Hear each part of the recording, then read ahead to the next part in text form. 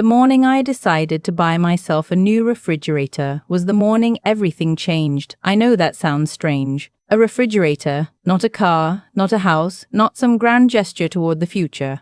Just a refrigerator. But after 41 years of making every single decision based on what someone else needed first, that refrigerator was the most radical thing I had ever done for myself. My husband Harold passed 14 months before all of this happened. Pancreatic cancer. We had 6 weeks from diagnosis to the end, and those 6 weeks were the longest and shortest of my life. One morning, he was complaining about back pain, and 8 weeks later, I was standing in our kitchen at 2 a.m, staring at the old Kenmore we had bought together in 1987, the one with the broken ice maker and the drawer that never closed all the way. And I thought, I am 67 years old, and I have never once in my adult life chosen an appliance by myself. Harold always had opinions about appliances, good opinions, practical ones. He was an engineer. He read Consumer Reports the way other men read the sports page. I never minded. I loved that about him, actually. But now he was gone, and that refrigerator was humming at me in the dark, and I realized I did not have to keep it. So I went to the store on a Tuesday morning, and I bought a French door refrigerator with a bottom freezer and a built-in water dispenser, and I paid for it with the debit card attached to my own personal checking account. The one I had maintained separately throughout our marriage because my mother told me the day before my wedding, "Always keep your own account, Miriam. Always. My name is Miriam. Miriam Aldridge, though I go by Aldridge Kowalski because I kept Harold's name when we married and I never could bring myself to drop Aldridge entirely. My mother's maiden name. It felt like the last thread to her. I should tell you about my son before I tell you the rest of this, because you need to understand who he was before you can understand what he did. His name is Dennis. He is 43 years old. He works in commercial real estate in Phoenix. He married a woman named Tara 8 years ago, and for the first 2 years I thought she was wonderful. She was sharp, funny, knew how to tell a story, but somewhere around year 3 something shifted. I could feel it in the way Dennis talked to me on the phone, shorter, more distracted. And when I would visit, Tara would find reasons to leave the room when I was speaking. I told myself I was imagining it. Mothers do that. We want so badly to believe our children chose well that we talk ourselves out of what we can plainly see. When Harold died, Dennis flew in for the funeral, stayed 4 days, and then went back to Phoenix. That was fine. He had a life. I understood. But in the months that followed, the calls became less frequent. When I mentioned the grief counselor I had started seeing, he said, "Mom, I'm glad you have someone to talk to," and then changed the subject to whether I had updated the beneficiary designations on Harold's life insurance. That was the first moment I felt something cold move through me. I let it go. I told myself he was grieving too, just differently, that he was worried about practical things because that was how he processed loss. I made excuses for him the way I had been making excuses for people my whole life, because that is what women of my generation were trained to do. The refrigerator arrived on a Thursday. I called Dennis that evening to tell him, the way you call your child to share small good news. I was proud of myself. I had measured the space, negotiated the delivery window, handled the old appliance removal myself. I just wanted to tell him. He was quiet for a moment. Then he said, "Mom, that's a significant purchase. How much did you spend?" I told him. Another pause. "Did you need to do that right now? Dad's estate isn't even fully settled." I said that the estate had nothing to do with my personal checking account. He said, "Right, but you're going to need to be careful, Mom. You're not working anymore. You're on a fixed income." I want to be precise about what happened inside me in that moment, because it matters. I did not get angry. I got very, very still. Like the moment before a storm when the birds stop singing. I said, "I appreciate the concern, sweetheart." And I got off the phone. 2 weeks later, Dennis called to say that he and Tara were going to come visit. They hadn't been back since the funeral. I was glad. I cleaned the house and bought good groceries and made up the guest room. I was still their mother. I still wanted to be a place they could come home to. They arrived on a Friday afternoon. Tara came in and walked through the kitchen and saw the new refrigerator and said nothing. Not one word. Not even a glance in my direction. Dennis opened it, looked inside, and closed it again. That evening after dinner, the two of them sat at my kitchen table with a look on their faces that I recognized. It was the look people get when they have rehearsed a conversation. Dennis said, "Mom, we've been talking. We think it might be time to start thinking about next steps." I waited. He said that, with Harold gone, the house was a lot for me to maintain alone. He said that a lot of seniors in my situation found that downsizing made more sense financially and practically. He said there was some really lovely independent living communities in the Phoenix area. I kept my face very calm. I said, "Are you suggesting I move to Phoenix?" Tara said, "It would just be easier for everyone if Dennis didn't have to worry about you being all the way out here in Ohio." I noticed she said it would be easier for Dennis. Not easier for me. I said I would think about it. I did not sleep that night. I lay in the bed Harold and I had shared for 39 years, and I thought about what I had just heard. My son had flown from Phoenix to Ohio to suggest that I uproot my entire life, leave my home, leave my friends, leave the town where I had lived for 42 years, and move to a city I did not know, so that his wife would not have to worry about whether I was being inconvenient. In the morning I made coffee and tried to be cheerful. But over those 2 days, other things came out. Dennis mentioned, as if in passing, that he had spoken to an estate attorney about Harold's remaining assets. He mentioned that the house was sitting on significant equity. He mentioned that he was my only child, said almost as a reminder. On the last afternoon, while Tara was upstairs, Dennis sat down with me and said the thing that broke something open inside me.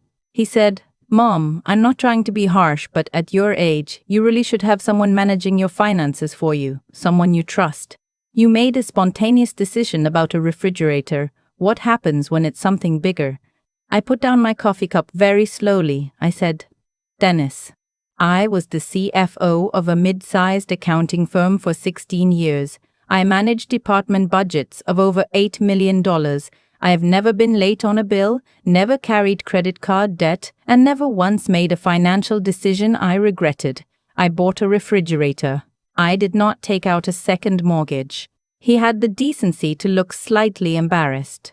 But he recovered quickly. He said, "That was then, Mom. Things change." Those 3 words. That was then, Mom. I did not say anything else. I let the conversation end.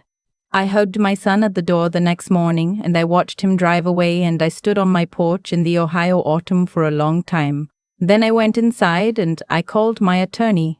Her name is Beverly. She has been my family's attorney for 22 years. She knew Harold. She came to the funeral. When I called her that Monday and told her what had happened, she was quiet for a moment, and then she said, "I was wondering when you were going to call me." I said, "You were wondering?" She said, "Miriam, after Harold died, I noticed you hadn't updated the estate documents. I didn't want to bring it up too soon, but I want you to come in." I went in that Wednesday. I want to explain what Harold's will had said because it's important. Harold, being a careful and practical man, had named Dennis as the sole beneficiary of the estate on the assumption that I would likely predecease Harold, which did not happen. When Harold died first, everything passed to me. But the documents that Harold had drafted 20 years ago, before we had ever thought this deeply about what the future might look like, had language that created what Beverly called a downstream distribution, meaning if I died without a new will, everything would pass automatically to Dennis. The house, the investments, the savings, all of it. I had never updated those documents after Harold's death. I simply hadn't gotten to it. Beverly laid out my options very clearly. She was not dramatic about it. She just told me the facts. I made some decisions that afternoon. I made them calmly, the way I had always made financial decisions, with full information and a clear head. I did not cut Dennis out entirely. I want to be honest about that. I did not make that decision from anger. I made it from a realistic assessment of who my son had become under the influence of his own fear and his wife's ambitions, and I made room for the possibility that he might one day find his way back to himself. I left him something, a specific amount, meaningful, but not overwhelming. The rest I redirected. Some to my niece in Cleveland, who had called me every single week since Harold died without me ever asking her to. Some to Harold's alma mater. Some to the local hospice program that had sent a nurse to our home in those final weeks and made it possible for Harold to die in his own bedroom rather than in a hospital. Beverly drafted the documents. I reviewed them. I signed them. Before I left her office, I asked her to give me a sealed copy, not a digital file, a physical envelope. I kept it in the drawer of my bedside table for 3 weeks.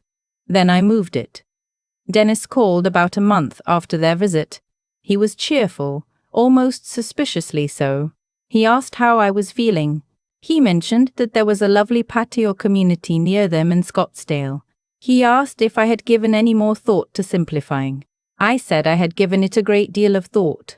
He said, "Good, Mom. I just think it would give all of us peace of mind." I said, "When you come out again, we can talk about it." He said he was planning to come in the spring.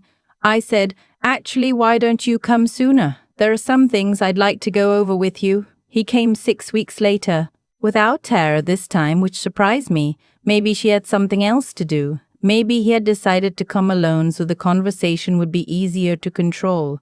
I don't know. I made his favorite dinner, pot roast, and I was glad to see him. I want you to know that. In spite of everything, I was glad to see my son walk through my door. We had dinner. We talked about Phoenix, about his projects, about the dry winter they'd had. It felt almost normal. After dinner, over decaf, he brought it up again.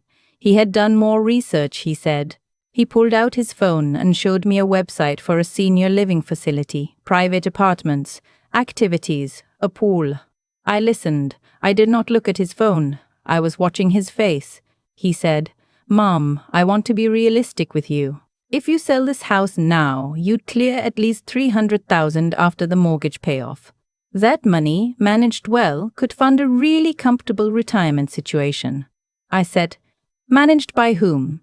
He looked slightly caught. He said, "I mean, we could look at some options. Maybe set up a trust." I said, "With you as the trustee?" He said, "I'm your only family, Mom." I thought about Beverly's office. I thought about the envelope.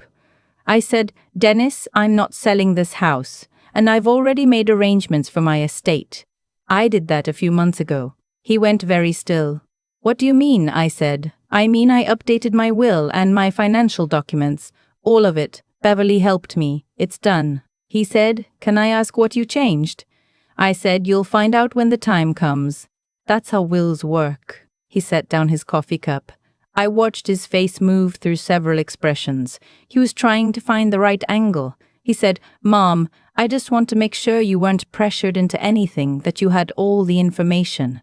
I almost laughed. I said, "I was a CFO, Dennis. I had all the information." There was a long silence. Then he said in a different tone, quieter, "Is this because of what I said about the refrigerator?" And that question told me everything. Because it meant he knew that what he had said was wrong. He had known it the moment he said it. And he had said it anyway. I said, "It's because I realized I should have done it months ago, right after your father died. I should have walked into Beverly's office the week of the funeral and updated everything. I didn't, because I was grieving and I wasn't thinking clearly. But I'm thinking clearly now." He drove back to his hotel that night. He called the next morning and apologized, which I appreciated. He said he was sorry if he had made me feel like I couldn't be trusted with my own life. He said he had just been worried. I told him I believed him, and I do believe that some small part of him was genuinely worried. But I also know that worry and self-interest can wear each other's clothes, and it is not always easy to tell them apart, even when you are the one feeling them. We have talked several times since then. He does not bring up Scottsdale anymore. He does not ask about my finances.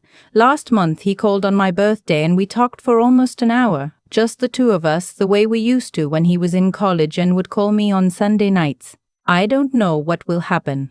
I don't know if Tara will always be who she has been, or if Dennis will find his way back to the version of himself I raised. I hope so. I genuinely hope so. What I know is this. I am 67 years old. I own my home outright. I have a financial advisor I trust and an attorney who answers my calls. I have a niece who checks on me and a grief counselor who has helped me understand that sadness and strength are not opposites. I have a beautiful French door refrigerator with a water dispenser that I chose entirely by myself. And on the 1st of March, I booked a 2-week trip to Charleston, South Carolina. I have always wanted to see the low country in the spring.